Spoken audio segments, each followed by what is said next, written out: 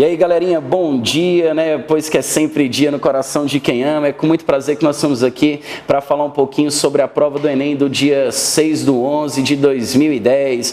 Eu estou com a prova branca na mão e dentre as questões que eu elenquei para as nossas discussões, eu trouxe aqui a questão de número 21. Vamos aí comigo, olha só. Quem construiu a Tebas de 7 portas? Nos livros estão o nome de reis, arrastaram eles os blocos de pedra? E a Babilônia, várias vezes destruída, quem a reconstruiu tantas vezes?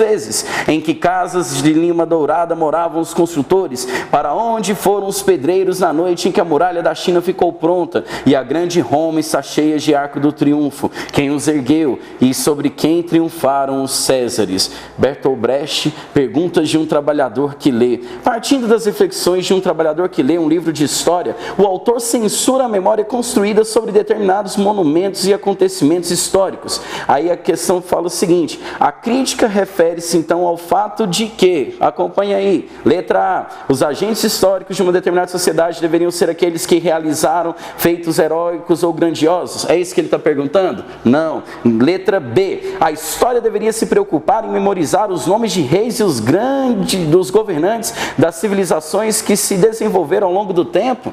Será que é aquela história decoreba das datas e dos grandes homens que ele está defendendo? Letra C. Os grandes monumentos históricos foram construídos por trabalhadores, mas sua memória está vinculada aos governantes da sociedade que os construíram.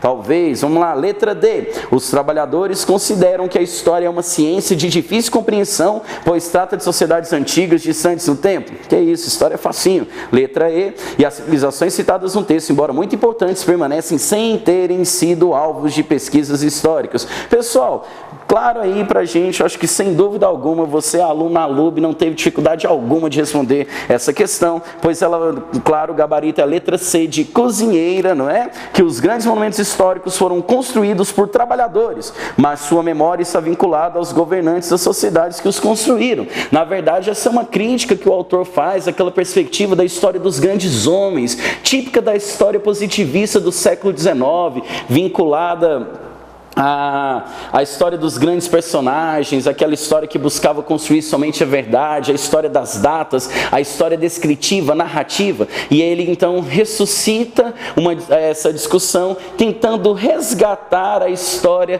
dos pequenos, dos povos, das massas, que dentro da discussão historiográfica são pensados como marginais. Essa é a crítica que está no texto e, portanto, então, gabarito letra C. Beleza? Tranquilo? Acompanhem comigo então, vamos para a questão de número 22, olha só. Substitui-se então uma história crítica profunda por uma crônica de detalhes, onde o patriotismo e a bravura dos nossos soldados encobrem a vilania dos motivos que levaram a Inglaterra a armar brasileiros e argentinos para a destruição da mais gloriosa república que já se viu na América, a do Paraguai, que avenato genocídio americano, a Guerra do Paraguai. Vamos lá, segundo texto. O imperialismo inglês, destruindo o Paraguai, mantém o status quo na América Meridional, impedindo a ascensão do seu único estado economicamente livre. Essa teoria conspiratória vai contra a realidade dos fatos e não tem provas documentais. Contudo, essa teoria tem alguma repercussão. Doratioto, Francisco Doratioto, Maldita Guerra, nova história da Guerra do Paraguai. Então, galerinha, olha só, nós temos dois autores aí muito importantes que discutem a Guerra do Paraguai.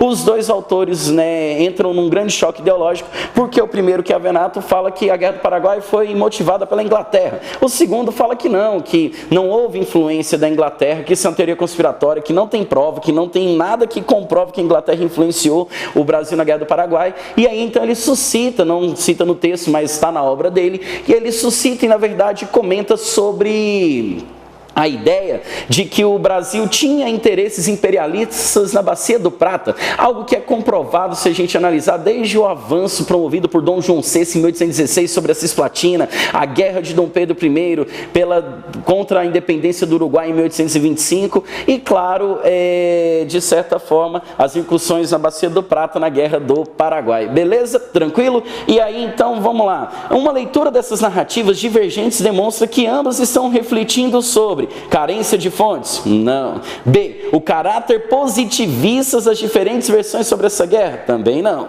Letra C, o resultado das intervenções britânicas no cenário de batalha? Sim, os dois estão discutindo isso, um está querendo evidenciar que houve influência, outro está falando, olha, não teve influência alguma. Esse é o ponto de discussão entre os dois autores.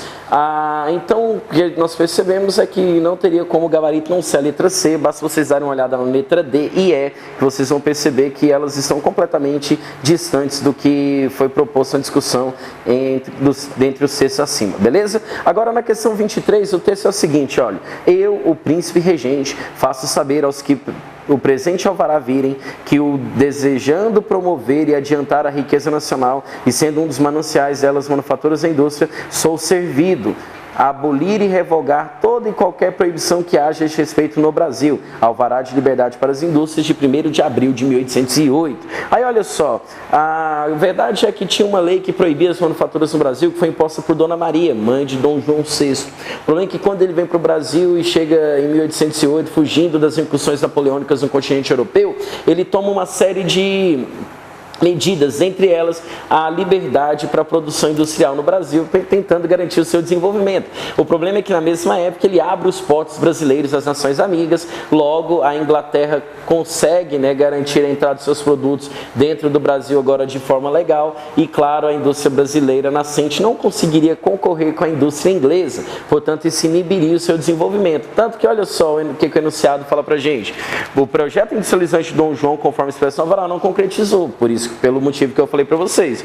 Que características desse período explica esse fato? Olha lá, letra A ocupação de Portugal pelas tropas francesas? Não. B, a dependência portuguesa da Inglaterra e o predomínio industrial inglês sobre suas redes de comércio? Correto. Então, gabarito, letra B, de Bucéfalo, o cavalo do Alexandre o Grande. Vamos letra C, olha só, a desconfiança da burguesia industrial colonial? Não. Letra D, de Dadinho, o confronto entre França e Inglaterra e a posição dúbia assumida por Portugal no comércio nacional?